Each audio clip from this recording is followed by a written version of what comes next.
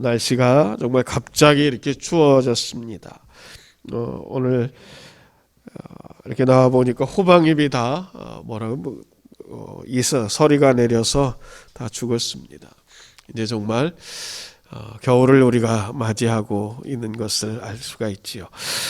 우리가 다가오는 계절 겨울에도 정말 잘 맞이하고 준비해서 보낼 수 있기를 바랍니다. 우리가 성경을 읽다 보면, 특별히 구약 성경에 보면 하나님을 이 아브라함의 하나님, 이삭의 하나님, 야곱의 하나님 이렇게 표현을 많이 합니다. 물론 아브라함, 이삭, 야곱, 요셉이 창세기에 있는 족장들이기도 하지만 왜 특별히 아브라함, 이삭, 야곱의 하나님이라고 했을까라는 것을 생각하다가 저에게 이런 마음을 주시더라고요. 각기 그 신앙의 특징이 있습니다. 먼저 아브라함의 신앙의 특징은 하나님 절대 신앙입니다. 이것은 어떤 의미냐면 하나님의 말씀을 절대적으로 따랐다는 것입니다. 하나님이 가라 하시면 가고 떠나라 하시면 떠났습니다. 또 바랄 수 없는 중에도 믿음으로 하나님의 약속이 이루어짐을 믿고 확신했습니다. 하나님을 최우선으로 생각해서 그 일을 행하는 사람이 곧 아브라함이었습니다. 그래서 아브라함은 하나님 절대 신앙을 우리에게 가르쳐 줍니다. 이삭은 어떤 모습인가? 이삭은 순종의 신앙의 모델을 우리에게 보여줍니다. 여러분, 이삭하면 떠오르는 것이 이삭이 모리아 산에 제물로 드려질 때의 모습입니다. 그때 그는 전혀 반항하지 않습니다. 자신이 제물로 결박당하고 있음에도 불구하고 전혀 반항하지 않고 순종합니다. 나이 많은 아버지의 손길을 피하려면 얼마든지 피할 수 있습니다. 그러나 이삭은 말 그대로 순종합니다. 아버지의 뜻에 순종합니다. 아버지가 지금 왜 이런 일을 하시는지 몰랐지만 다만 어떤 이유가 있을 것이다 라는 마음으로 아버지의 뜻에 따르는 것이지요. 그 순종의 모습을 우리에게 보여주고 특별히 하나님 앞에 우리가 순종의 신앙이 어떤 것인가를 가르쳐주고 있습니다. 야곱은 특별히 우리에게 인내의 신앙을 보여줍니다. 여러분, 야곱이 형 에서의 축복을 가로채고 아버지의 축복을 받습니다. 그러면 축복을 받은 다음 날부터 모든 것이 확 열려지고 새로워지고 모든 것이 차고 넘쳐야 되지 않겠습니까? 그러나 야곱의 일생을 보면 그는 파란만장한 삶을 살게 됩니다. 아버지의 축복을 받았지만 형의 위협을 피해서 도망갑니다. 외삼촌 라반의 집에서 수고하죠. 딸 디나가 모욕을 당하는 사건이 있습니다.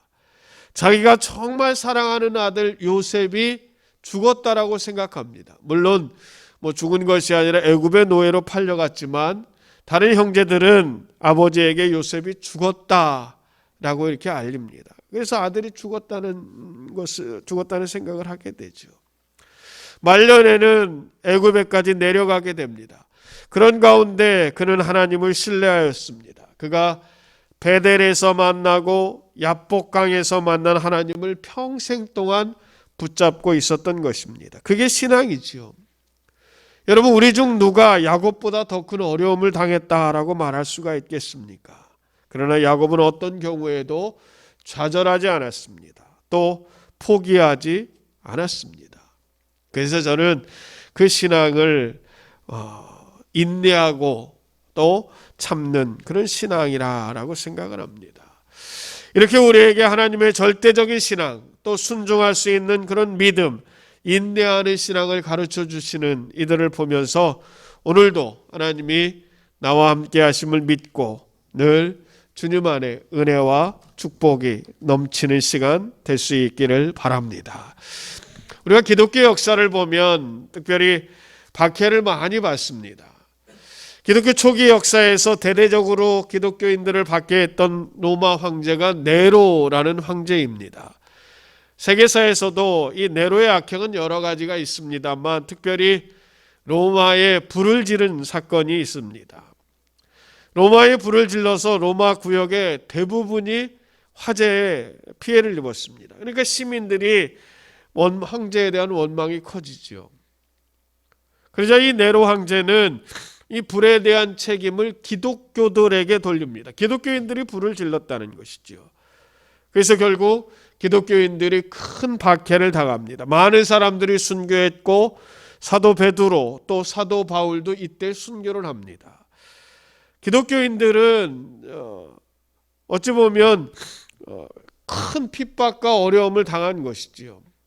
그때 당시 기독교인들이 처형당했던 형태가 주로 십자가형이라든지 아니면 화형에 처해지기도 했습니다. 심지어는 기독교인들을 불태워서 황제의 정원을 밝히기도 했습니다. 더 잔인한 방법이 맹수들의 밥으로 주는 것이죠. 사나운 맹수들을 며칠씩 굶겼다가 원형 경기장에다 풀어놓습니다. 그리고 그것에 기독교인들을 모아놓고 있어요. 그러면 맹수들이 기독교인들을 공격하는 거죠. 기독교 영화 중에 그런 모습을 담은 영화들이 많이 있습니다. 제가 봤던 기억도 하나 있는데 로마 황제가 이제 기독교인들을 핍박하면서 원형 경기장에서 그들을 명수들의 밥으로 이렇게 내어줍니다. 그러고 나서 황제가 내려와서 죽은 이들을 확인하는 장면이 있어요. 한 사람씩 쳐다보면서 황제의 얼굴이 점점 이그러집니다. 그 이유는 뭐냐면 이 기독교인들이 죽어가면서도 얼굴에 공포나 두려움이나 억울한 표정이 아니라 온화하고 기쁨이 넘치는 표정이었기 때문입니다. 자기를 괴롭히는 사람들에 대해서 억울한 생각도 없습니다. 오히려 내가 예수 믿고 이렇게 개죽음을 당한다라는 그런 생각도 없습니다. 오히려 순교한다는 기쁨으로 예수님을 만나는 기쁨의 표정이 그 가운데 나타났던 것이지요. 그래서 황제는 미친 듯이 소리를 지르면서 이 사람 저 사람의 얼굴을 확인하는 그런 장면이 있습니다. 예수님을 믿으면 아무리 억울하고 또 심지어는 자신이 죽어가는 순간에도 저렇게 기뻐할 수 있구나라는 것을 우리들에게 가르쳐주고 있습니다. 또 기뻐해야 한다라는 것을 보여주고 있습니다. 사람이 가장 피하고 싶은 죽음 앞에서도 조금 더 당황하거나 실망하는 것이 아니라 오히려 기뻐하고 주님을 바라볼 수 있는 그 믿음의 눈, 그 눈을 우리도 소유할 수 있기를 바랍니다. 여러분, 우리가 이렇게 기쁨의 삶이 되기 위해서는 먼저 우리들에게 전제되어야 할 것이 있습니다. 그것은 어떠한 순간에도 하나님이 나와 함께 하신다는 것입니다. 하나님이 나를 인도하신다. 하나님이 나를 지키신다. 지금 이 순간에도 여호와의 팔이 나를 두르시고 계신다라는 믿음과 확신이 있어야 합니다. 그래야 흔들리지 않고 기뻐할 수가 있습니다. 우리가 신앙생활 한다는 것은 우리의 믿음이 시간이 지남에 따라 더욱더 깊어지고 영적인 성숙도도 더해가야 한다라고 말씀드릴 수가 있습니다. 이렇게 믿음이 깊어지고 성장할 수 있는 것도 다른 것 아니에요. 여호와께서 나와 함께 하심을 믿는 그 믿음 때문이라고 할 수가 있습니다. 여호와 하나님이 나와 함께 하심을 확신하는 사람만이 여호와를 바라보면서 전진할 수가 있는 거예요. 힘들고 어려울 때에도 흔들리지 않을 수가 있고 오히려 그 순간에도 하나님이 나를 살피신다라는 확신을 가질 수가 있는 것입니다. 성경에 보면 우리가 보기에는 너무나 약하고 부족해서 감히 대적과는 상대가 되지 않을 것 같은데 오히려 승리하는 부분들이 참 많이 있습니다. 인간적인 생각으로 보면 도저히 이길 것 같지 않는데도 불구하고 승리합니다. 사람들은 다 이길 수 없을 것이다 라고 말합니다. 그런데 하나님이 함께 하심을 믿고 담대히 나아가면 하나님의 도우심으로 승리하는 것이죠. 여러분, 다윗과 골리앗을 생각해 보세요. 꼬마 소년 다윗이 골리앗을 물리칠 것으로 예상한 사람은 아무도 없습니다. 다윗의 무기는 오직 돌팔매뿐이었습니다. 사람들은 다윗에게 충고합니다. 골리앗은 너무 크고 강하다. 그러나 다윗의 생각은 갈랐습니다. 골리앗이 물론 크고 강했습니다만 다윗은 생각하기를 그는 몸집이 커서 내가 돌팔매를 아무렇게나 던져도 빗나갈 수가 없다라고 생각합니다. 사람들은 골리앗의 큰 몸집에 겁을 먹었습니다만 다윗은 골리앗의 그 큰 체구가 오히려 돌팔매에 맞을 가능성이 많다고 믿었던 것이지요. 과연 다윗의 돌팔매는 골리앗의 이마에 명중했습니다. 이것이 하나님이 함께 하신다는 신앙입니다. 모두들 골리앗의 큰 몸집에 겁을 먹었지만 다윗은 그렇지가 않았어요. 사람들은 산이 높은 것을 보고 미리 겁을 먹습니다. 저렇게 높은데 어떻게 올라갈 수 있을까? 그래서 정상만 바라보다가 포기합니다. 그러나 정말 산을 정복하는 사람들은 높은 것에 대해서 주눅들지 않고 앞으로 한 걸음 내딛는 사람이에요.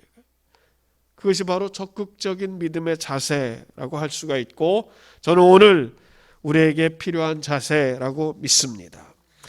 이런 믿음의 자세를 갖기 위해서는 전제되어야 할 것이 있습니다. 그것은 뭐냐면, 첫 번째, 여러분, 하나님이 주신 은혜를 반드시 기억해야 합니다.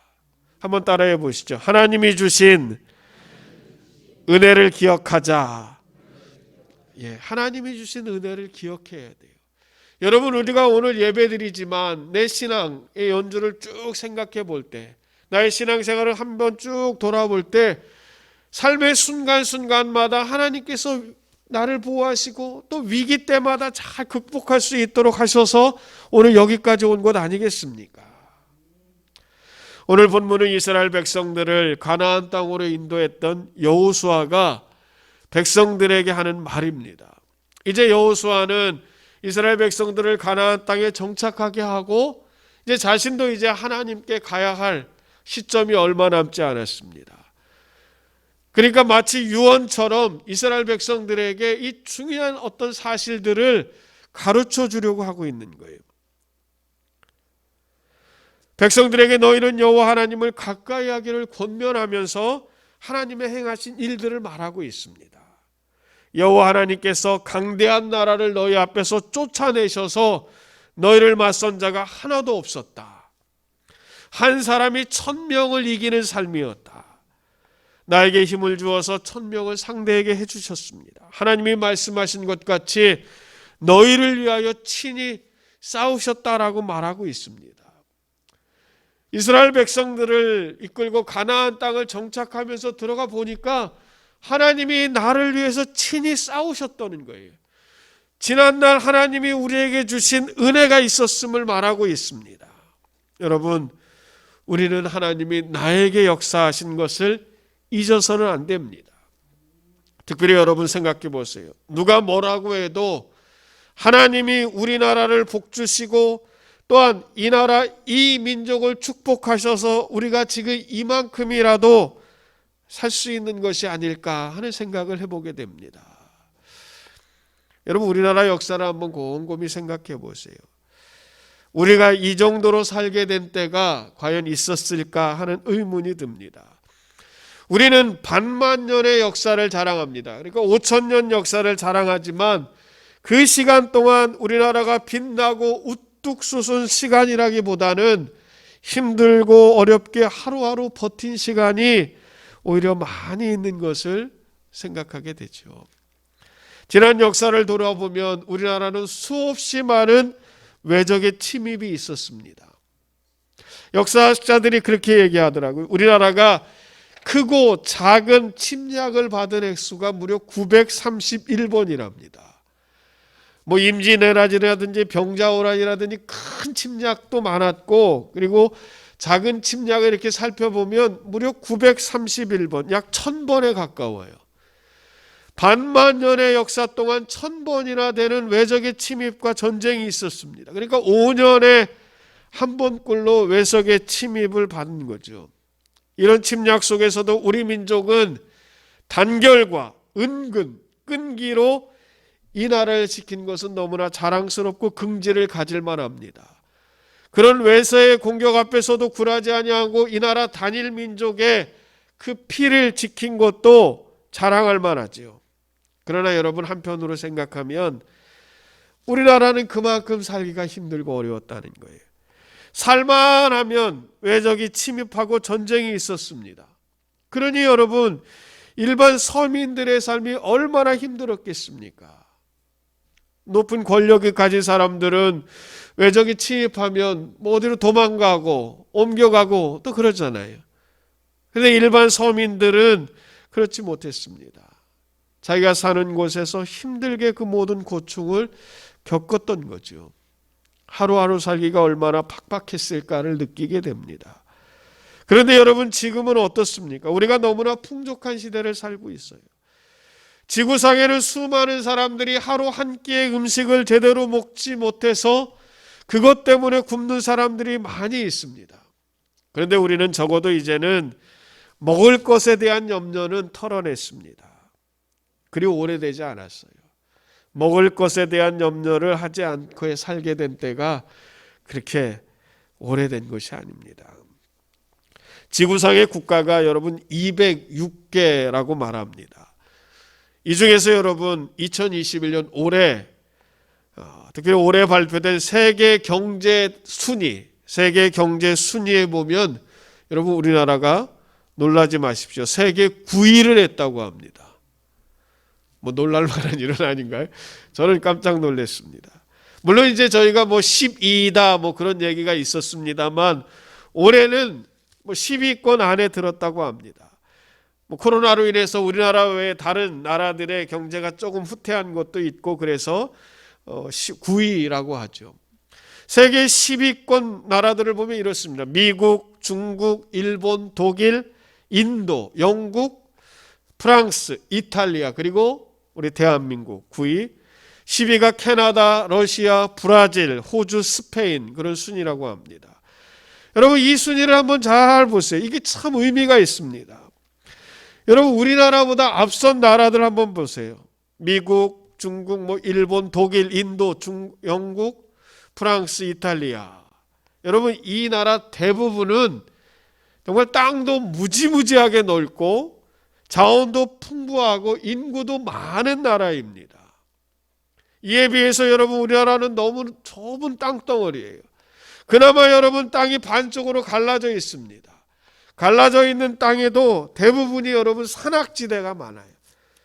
여러분 우리나라는 세계 어느 나라보다 산이 많다고 합니다. 그래서 뭐 국토의 70%가 산이다라는 얘기가 있어요.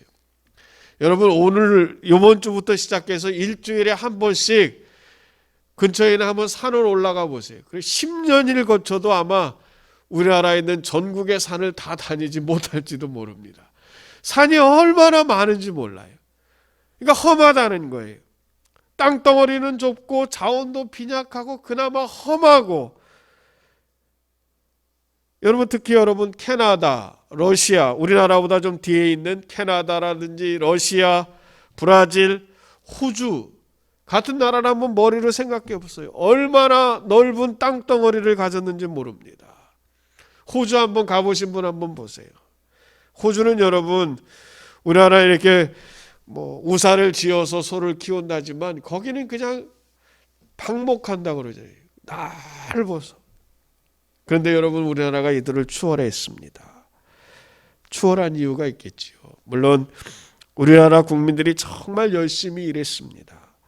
자원이 없었기에 오히려 기술 개발에 앞장섰고 최선을 다해서 일했습니다. 가난을 극복하기 위해서 허리띠를 졸라매고 마침내 기적을 이루었습니다. 지금도 연세 드신 분들이라면 분들은 한 푼이라도 더 절약하고 할 수만 있으면 더 일하려고 하는 그 마음을 우리가 볼 수가 있어요. 물론 우리가 그렇게 열심히 일하는 것도 있죠. 그런데 우리가 마음을 한번 또 눈을 한번 바꿔서 우리가 믿음의 눈으로 보면 하나님이 우리에게 복 주신 것 아니겠습니까?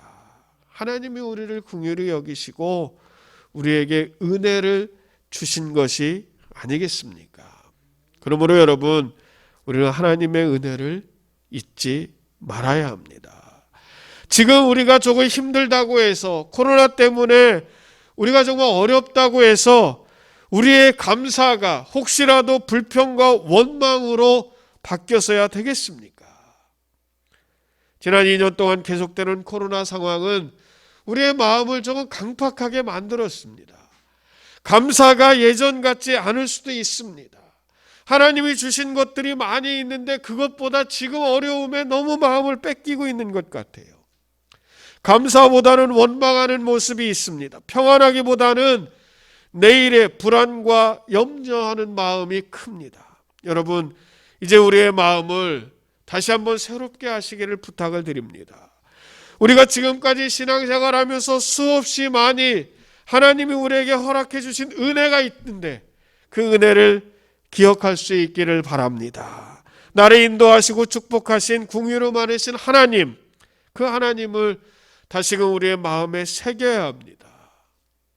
하나님은 지금도 우리를 축복하길 원하시고 우리에게 감사받기를 원하시는 줄을 믿습니다. 여러분, 이제 11월이 되면 코로나가 위드 코로나와 함께하는 세상 이렇게 생각할 수가 있겠죠. 이렇게 달라지고 바뀌게 될 거예요. 그러면 우리가 이제 지금까지 못했던 것들을 새롭게 시작하고 다시금 우리의 마음을 하나님 앞에 드려야 되지 않겠습니까? 그러기 위해서 나에게 주셨던 하나님의 은혜, 나를 통해서 역사하셨던 하나님의 은혜, 나의 삶의 전 과정, 삶의 구석구석 그 현장에 하나님의 손길이 나와 함께 하셨음을 반드시 기억할 수 있는 저와 여러분들이 될 수 있기를 바랍니다. 두 번째, 우리가 기쁨의 삶을 살기 위해서는 하나님을 가까이 해야 합니다. 오늘 8절에 보니까 오직 너희 하나님 여호와께 가까이 하기를 오늘까지 행한 것 같이 하라. 여호와께 가까이 하라라는 것은 하나님과 가까이 지내라, 친하게 지내라라는 말입니다. 여러분, 사람들이 이 사귀는 친구를 보면 그 사람을 알 수 있다라는 말이 있습니다. 특별히 자녀들은 어떤 친구를 사귀느냐에 따라서 달라지지요. 좋은 친구를 사귀면 좋은 물이 들고 나쁜 친구를 사귀면 나쁜 물이 들 확률이 높습니다. 그래서 할 수만 있으면 친구를 잘 사귀라고 한 것 아니겠습니까? 만일 여러분 우리가 하나님과 친하게 지내며 친구가 되었다라고 생각해 보세요. 그러면 우리는 하나님의 물을 드는 거예요. 하나님이 하시는 말을 하고 하나님이 하시는 생각을 하고 하나님이 하시는 행동대로 행하고자 하는 것입니다. 이것이 바로 하나님의 모습과 형상을 닮아가는 것이다라고 말씀드릴 수가 있습니다. 신약에 보면 예수님도 우리를 친구라고 불렀어요. 특별히 요한복음 15장에 보면 예수님께서 이렇게 말씀하십니다. 너희는 내가 명하는 대로 행하면 곧 나의 친구라. 이제부터는 너희를 종이라 하지 아니하리니 종은 주인의 것을 알지 못함이라. 너희를 친구라 하였으니 내가 내 아버지께 들은 것을 다 너희에게 알게 하였습니다. 예수님은 우리를 종이라 부르지 않고 친구라 부르겠다라고 말씀하셨습니다. 종과 친구는 너무 차이가 있죠. 종은 주인이 시키는 대로 하는 사람이죠. 자기 의지, 자기 소유, 또 자기의 인격도 없습니다. 그러나 여러분, 친구는 달라요. 친구는 함께하는 거죠. 친구이신 예수님께서 가장 먼저 우리에게 하시는 것이 함께 하시는 거예요. 함께 동행하신다. 요한복음 15장 11절에 보면 내가 이것을 너희에게 이름은 내 기쁨이 너희 안에 있어 너희 기쁨을 충만하게 하려 함이라. 내 기쁨이 너희 안에 있다. 즉 내가 너희 안에 있다라는 것입니다. 예수님이 우리의 친구가 되셔서 자신의 기쁨을 우리 안에 있게 하시겠다고 하십니다. 자신이 느끼는 기쁨, 내가 가지고 있는 이 감격, 나만이 소유하고 있는 이것을 우리에게 주시겠다라는 거예요. 그러므로 여러분, 친한 친구는 좋은 것을 함께 나누는 거예요. 뭔가 좀 좋은 것이 있으면 생각이 납니다. 저 친구하고 나눠야지. 내가 먼저 기쁘고 감사하고 좋은 것이 있으면 떠오르는 얼굴이에요. 예수님이 바로 오늘 우리에게 그런 기쁨의 친구가 되신다라는 거죠. 그러므로 여러분, 우리가 기쁨의 삶을 살기 위해서 이렇게 하나님을 가까이 친하게 지낼 수 있어야 하는 것입니다. 세 번째는 여러분, 하나님을 사랑해야 한다라고 말하고 있습니다. 11절에 보니까 그러므로 스스로 조심하여 너희의 하나님 여호와를 사랑하라 명령하고 있습니다. 이것은 여러분 명령이지요. 스스로 조심해서 너희 하나님 여호와를 사랑하라라는 거예요. 저는 여러분, 하나님이 정말 우리를 사랑하심을 믿습니다. 예수님이 이 땅에 오신 것을 우리는 성육신이라고 하는데, 하나님이 육신의 모습을 입고 이 땅에 오신 것이죠. 성육신 하셨다는 것은 우리가 가장 낮은 자의 모습으로 태어나는 것을 말하는 거예요. 그것으로 비유할 수가 있어요. 우리가 개나 돼지가 된 것보다 더 낮아진 모습이 하나님이 이 땅에 육신의 모습으로 오신 거예요. 왜 하나님께서 이렇게 낮아지셨습니까? 이유는 한 가지입니다. 하나님이 우리를 사랑하시니까. 사랑하니까 하나님이 인간이 되신 거예요. 하나님이 우리를 사랑하시고 그 사랑으로 우리를 구원하시기 위하여, 그 구원을 이루기 위하여 오직 하나님이 인간의 모습을 입고 이 땅에 오셔서 자신을 제물로 드려야만 했던 거예요. 그러니까 여러분, 이것이 얼마나 크고 놀라운 사랑인지 모릅니다. 그러면 우리가 하나님을 사랑하는 것도 너무나 당연하죠.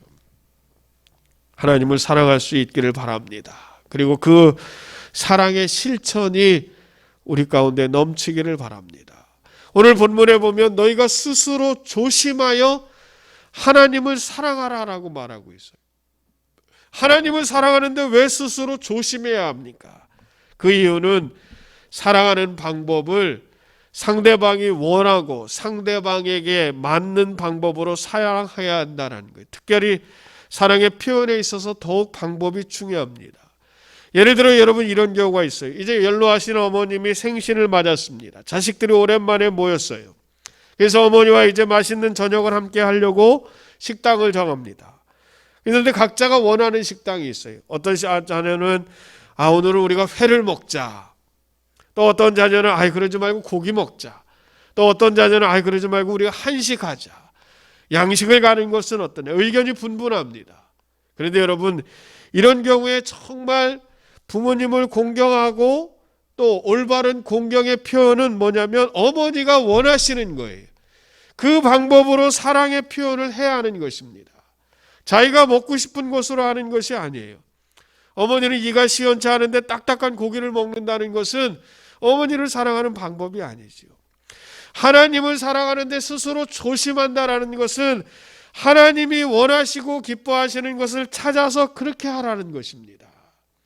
하나님이 우리에게 원하시고 우리에게 기뻐하시는 것이 무엇이겠습니까? 가장 기본적인 것이 예배 아닐까요? 우리가 하나님 앞에 드릴 수 있는 건 여러 가지가 있습니다만 가장 기본적이고 어떻게 보면 소중한 것이 저는 예배가 아닐까 싶습니다. 그래서 우리가 예배 드리는 것이 그만큼 중요한 거예요. 예배 드리는 것을 소중하게 생각하고 예배에 어떤 분들 말씀처럼 목숨을 거는 거고, 예배 한번 빠지는 것을 무엇보다도 어렵게 생각하는 거고, 예배 한번 드리지 않는 것이 정말 하나님 앞에 큰 잘못이라는 것을 나름대로 느끼는 거죠.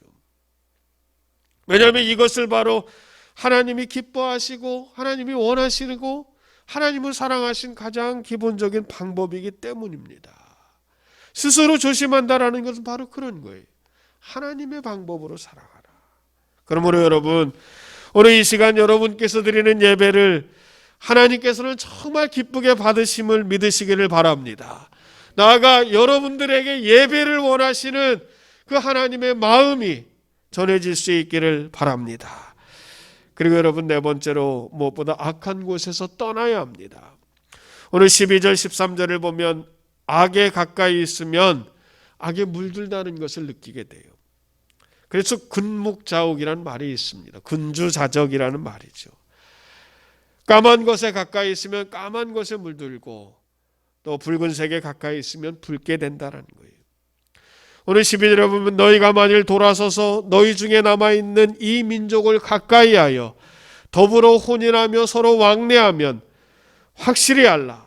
너희 하나님 여호와께서 이 민족들을 다시는 너희 목전에서 쫓아내지 아니하시리니 그들이 너희의 올무가 되어 또 닻이 되고 너희의 옆구리에 채찍이 되며 너희 눈에 가시가 되어 너희가 마침내 너희 하나님 여호와께서 너희에게 주신 땅에서 멸하리라 라는 것입니다. 12절이 악에서 떠나라라는 말씀이라면 13절은 악에서 떠나지 않고 하나님을 떠난 뒤의 모습이 과연 어떠한다는 거예요. 하나님을 떠나면 모든 상황이나 사람들이 우리의 올무가 되고 덫이 되고 때로는 채찍이 되고 또 가시가 되고, 그래서 하는 일마다 우리를 막습니다. 하는 일마다 잘 되고 순조로운 것이 아니라 어려워지는 거예요. 여러분, 우리가 주변의 사람들을 보면 어떤 사람들은 점점 더 흥하고 성장하는 사람이 있어요. 시간이 지날 때마다 점점 이렇게 커가는 사람이 있습니다. 그러나 반대로 어떤 사람은 점점 더 어려워지는 사람도 있습니다.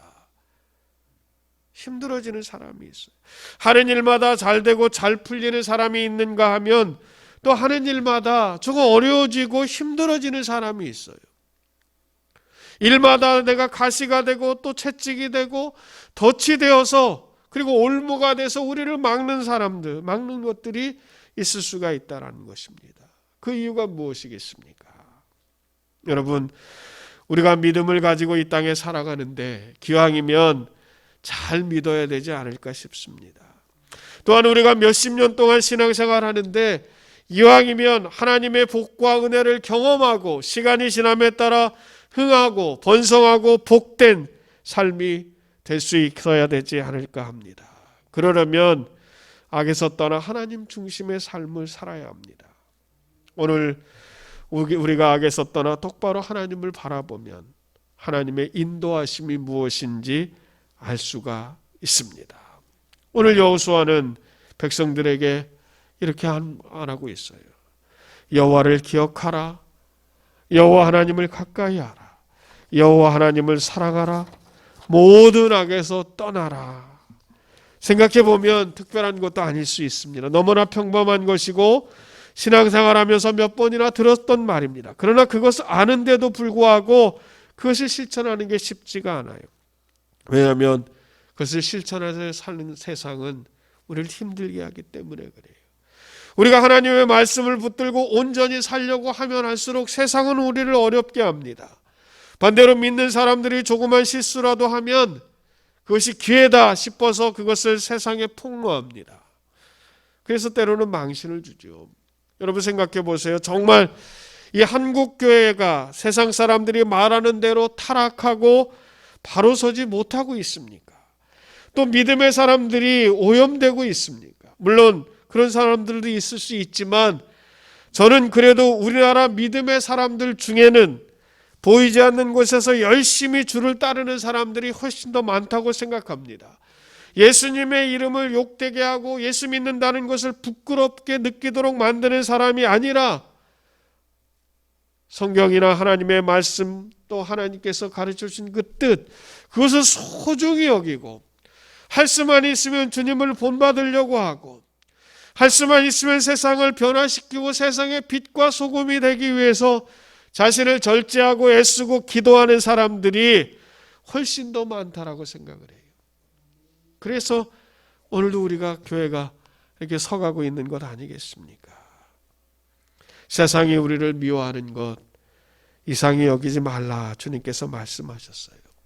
세상이 미워하는 것은 어쩌면 당연한 것이죠. 어둠이 빛을 싫어하는 것도 당연한 것인 것이죠. 세상이 비록 우리를 미워할 수 있지만 세상에 오히려 빛을 비출 수 있는 여러분들이 될 수 있기를 바랍니다. 여러분, 페인트 중에 야광 페인트라는 것이 있더라고요. 이게 뭐냐면 밝을 때는 잘 보이지 않아요. 그러나 어두울 때는 그 가치가 빛납니다. 밝을 때는 조금도 드러나지 않고 오히려 있는 둥 마는 둥 하면서 지저분하게 보입니다. 그러나 어둠이 찾아오면 다릅니다. 어둠이 찾아오면 자동차가 이 페인트를 비추면 빛을 비추기 시작해요. 그래서 여러분 어둠 가운데 더욱더 빛이 나는 거예요. 사람들을 인도합니다. 자동차가 곁길로 가지 않도록 지시등을 하고 있습니다. 저는 그리스도인들이 바로 그와 같아야 한다라고 생각을 해요. 평상시에는 잘 모를 수가 있습니다. 모든 것이 좀 밝을 때에는 섞여 있어서 잘 구분이 될 수가 없어요. 그러나 어두울 때, 정말 힘들 때, 길이 잘 보이지 않을 때 예수님께서 비춰주시는 그 빛을 받아서 번쩍이는 빛으로 세상을 비추는 사람들이에요. 저는 그 사람들이 오늘 우리 믿는 사람이 되어야 할 줄을 믿습니다. 어려울 때 참된 가치를 바랄 수 있는 사람들이 될 수 있기를 바랍니다. 힘들 때 오히려 빛날 수 있는 여러분들이 될 수 있기를 바랍니다. 지금 우리가 어렵다, 힘들다라고 하지만 오히려 이 순간에 우리의 신앙의 가치가 높아질 수 있기를 주님의 이름으로 축복합니다. 그래서 이 시간 주님께서 나와 함께 하심을 믿고 세상 속에서 야광 페인트처럼 세상을 밝게 비출 수 있는 저와 여러분들이 될 수 있기를 주님의 이름으로 소원합니다.